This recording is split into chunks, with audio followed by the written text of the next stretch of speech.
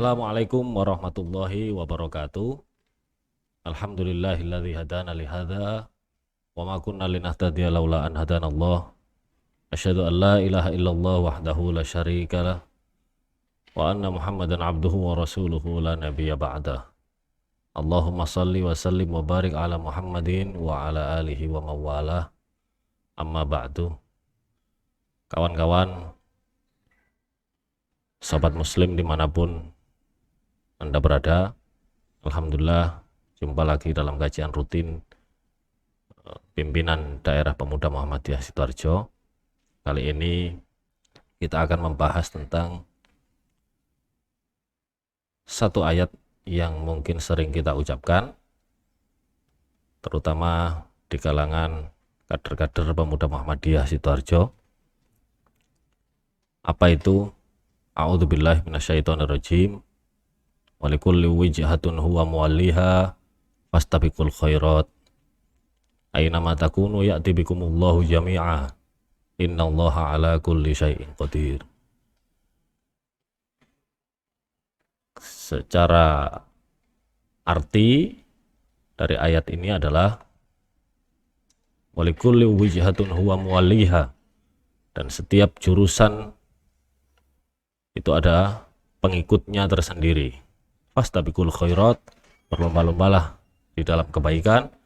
Aina matakunu ya'ti bikumullahu jami'a, dimanapun kamu berada, kamu akan dikumpulkan nanti oleh Allah di hari kiamat. Innallaha ala kulli syai'in qadir. Sesungguhnya Allah maha kuasa atas segala sesuatu. Jadi ayat ini sebetulnya secara khusus membahas masalah kiblat bagi umat Islam. Tapi dalam memaknai ayat ini, terutama frasa fastabiqul khairat, tentu harus kita maknai secara luas. Kenapa? Karena sesuai kaidah usul fikih, al-ibratu bi umumi lafdzi la bi khususis sabab. Ibrah atau pelajaran yang bisa kita ambil itu adalah karena keumuman lafaz, bukan lantaran kekhususan sebab. Maka kalau kita ambil makna yang luas dari ayat ini, yang pertama adalah walikulli wijhatun huwa muwalliha. Setiap jurusan itu ada pengikutnya. Setiap arah itu ada yang mengikuti. Setiap umat itu punya style sendiri. Setiap orang itu punya gaya sendiri. Setiap orang, atau mungkin dalam lingkup kecil dalam sebuah masyarakat misalnya, setiap keluarga itu punya gaya tersendiri. Maka ini adalah pesan yang pertama. Apa itu? Berarti jangan latah, terutama dalam hal-hal yang tidak bermanfaat. Kalau latah dalam kebaikan, silahkan, boleh-boleh saja. Latah untuk berbuat baik, silahkan. Tapi latah dalam hal-hal misalnya gaya hidup, tidak perlu, karena kita punya style sendiri-sendiri. Mulai dari zaman Nabi Adam sampai hari ini, miliaran manusia ini tidak ada satupun yang wajahnya sama, tidak ada satupun yang cara berjalannya, bahkan dari cara berjalannya saja sudah beda. Jadi mulai dari wajah, kemudian pola pikirnya, kemudian intonasi bicaranya, kemudian gaya berjalannya, itu tidak ada yang sama. Cara duduknya tidak ada yang sama. Maka jangan latah. Kalau ada misalnya lagi latah film misalnya, kalau itu tidak membawa kebaikan bagi kita, nggak usah ikut-ikutan. Cukup menjadi diri kita. Jadi setiap orang harus tahu jati dirinya, setiap kelompok harus tahu jati dirinya, setiap umat harus tahu jati dirinya. Sebagaimana Allah Subhanahu wa taala berpesan dalam surat Al-Baqarah ayat 160, qad alima kullu unasim masyrabahum. Setiap kaum tahu tempat minumnya di mana. Setiap orang tahu tempat minumnya di mana. Jadi yang pertama adalah tidak perlu latah, terutama dalam hal-hal yang tidak baik, terutama dalam hal-hal yang tidak bermanfaat. Yang kedua, fokus pada fastabiqul khairat, fokus pada kebaikan. Apa yang bisa kita berikan untuk diri kita, untuk orang tua kita, keluarga kita, masyarakat. Apa yang bisa kita berikan? Kita berikan. Tentang apa? Tentang kebaikan. Bukankah Rasulullah Shallallahu Alaihi Wasallam pernah bersabda, khairun nas anfa'uhum linnas? Di banyak organisasi, terutama organisasi masa Islam, ini hadis yang sangat masyhur. Manusia itu dilihat dari berapa besar manfaatnya bagi manusia yang lain. Jangan sampai kemudian kita dimintai manfaat, tapi tambah tidak bermanfaat. Jangan sampai menjadi ruwet, kalau bahasanya orang Sidoarjo. Jangan sampai ngeruweti. Sebisa mungkin berikan manfaat, berikan manfaat. Itu tentang kebaikan. Belum lagi Rasulullah Shallallahu Alaihi Wasallam tentang pernah berbicara mengenai sodakoh yang paling ringan. Walau antal ko akho kabi wajahin tolkin. Kamu bertemu saudaramu dengan wajah yang cerah. Tentu lain kalau kemudian kita bertemu saudara kita dengan wajah yang muram, bertemu orang lain dengan wajah yang muram. Kesannya tidak enak. Bertemu dengan wajah yang ceria, yang menggembirakan. Bahkan Rasulullah pernah diingatkan di dalam surat Abasa wa tawalla, kamu telah bermuka masam wahai Muhammad. Gara-gara apa? Gara-gara kedatangan seorang yang buta yang ingin belajar tentang agama.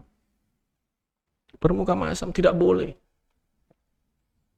Jadi karena kita ini sudah diciptakan oleh Allah berbeda-beda, punya gaya sendiri-sendiri, ayo kita berbuat sesuai dengan jati diri kita masing-masing, tapi tetap fokus kepada fastabiqul khairat, tetap fokus pada berlomba-lomba dalam kebaikan.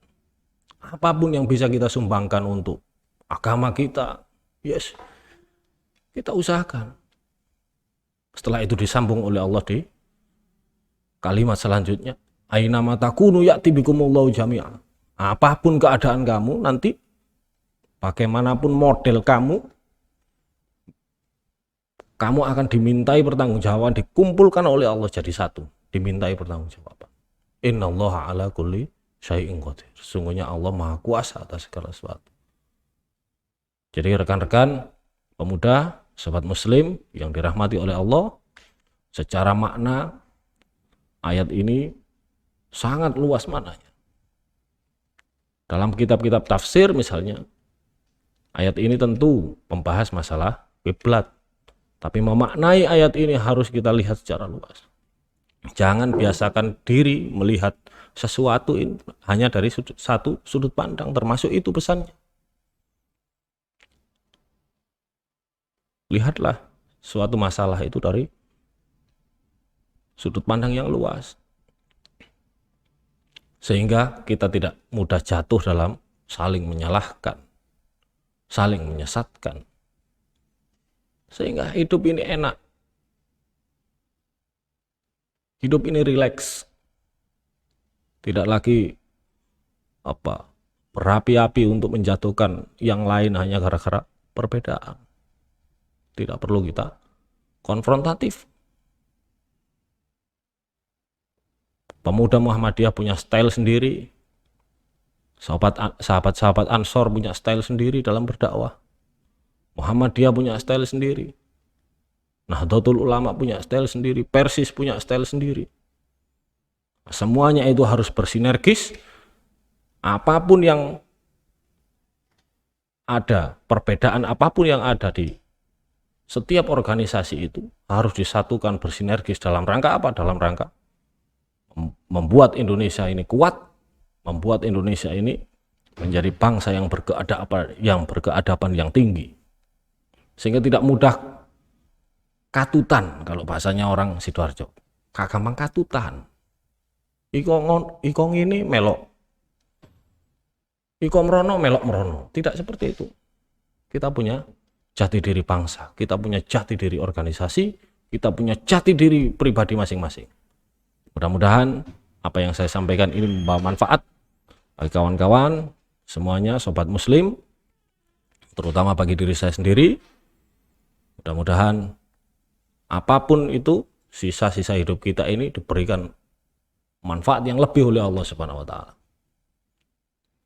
Saya akhiri, mohon maaf yang sebesar-besarnya kalau ada salah kata. Apapun kebenaran yang ada dalam apa yang saya sampaikan itu hanya dari Allah semata.